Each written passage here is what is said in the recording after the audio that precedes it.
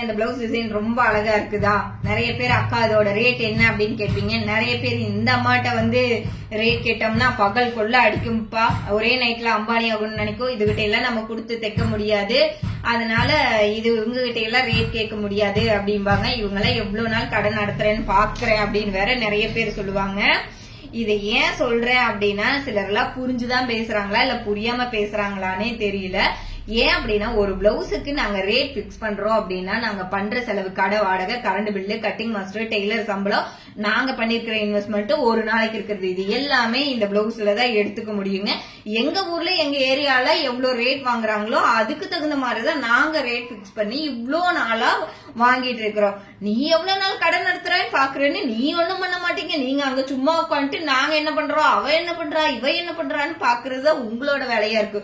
இதை ஏன் சொல்றேன் அப்படின்னா, நிறைய பேர் இந்த மாதிரி நெகட்டிவ் கமெண்ட்டுக்கு பயந்துகிட்டே தான் அடுத்தடுத்த லெவலுக்கு போகாம இருப்பீங்க. நானும் எனக்கு வந்த நெகட்டிவ் கமெண்ட் பயந்துட்டு வீடியோ போடாம இருந்தேன் அப்படின்னா நானும் அதே இடத்துலதான் இருந்திருப்பேன். ஃபர்ஸ்ட் எல்லாம் எனக்கும் இந்த மாதிரி கமெண்ட்ஸ் வரும்போது போய் எப்படி நீ என்ன இப்படி சொல்லலாம் அப்படின்னு போய் கேட்கணும், ஒவ்வொருத்தர தேடி பிடிச்சி கேட்கணும்ன்றது ஒண்ணு. நம்ம போய் ஒவ்வொருத்தர தேடி பிடிச்சி கேட்டு இருக்கிறதா நம்மளோட வேலையா?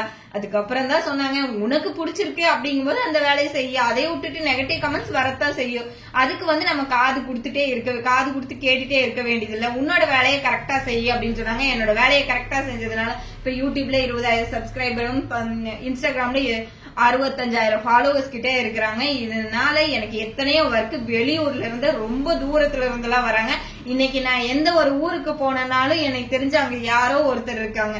இதுக்கெல்லாம் என்ன காரணம் அப்படின்னா, நான் செய்யற ஒர்க்க மட்டும் இல்ல, எனக்கு தெரிஞ்ச டிப்ஸையும் எல்லாத்துக்கும் சொல்லி கொடுத்ததுதான். நம்ம நல்ல விஷயங்களை யாருக்கு வேணாலும் சொல்லி கொடுக்கலாம். ஒருத்தர் போடுற நெகட்டிவ் கமெண்ட்னால நிறைய பேரு அந்த வேலையை செய்யணுங்கிறதையே விட்டுட்டு எத்தனையோ பேரு பின்னாடி போயிருப்பாங்க. அதுக்கு காரணமா அவங்க இருப்பாங்க. அவங்க என்னதான் சொன்னாலும் திருந்த மாட்டாங்க. ஏன்னா அவங்களோட டிசைனே அப்படித்தான்.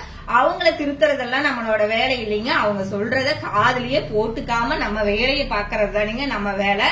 அவங்க அதே இடத்துல உட்காந்துட்டு இன்னைக்கு நம்மளே கமெண்ட் பண்ணுவாங்க, அடுத்தது இன்னொருத்தவங்களை கமெண்ட் பண்ணுவாங்க, அடுத்தது இன்னொருத்தங்களை கமெண்ட் பண்ணிட்டு இருப்பாங்க. ஆனா அதையெல்லாம் பார்த்துட்டு இருந்தா நம்ம உழப்பத்தானே ஓடுமா?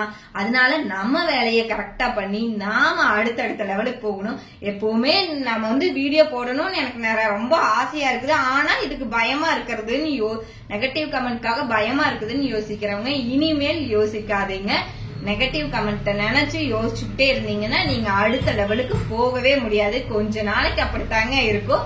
அதுக்கப்புறமா நெகட்டிவ் கமெண்ட் வராதான்னு கேக்குறீங்க. இல்லைங்க, நம்மளுக்கு பழகி இருக்கவே இருக்குது. பிளாக் பண்ணி விட்டுட்டு அடுத்தது என்னமோ அது நம்மளோட வேலையை பார்த்துட்டு நம்ம போயிட்டே இருக்க வேண்டியதுதான். அதனால இத பத்தி எல்லாம் யோசிக்காம நீங்களும் உங்களோட ஒர்க்கை கரெக்டா பண்ணி அடுத்த லெவலுக்கு போங்க. Thank you friends.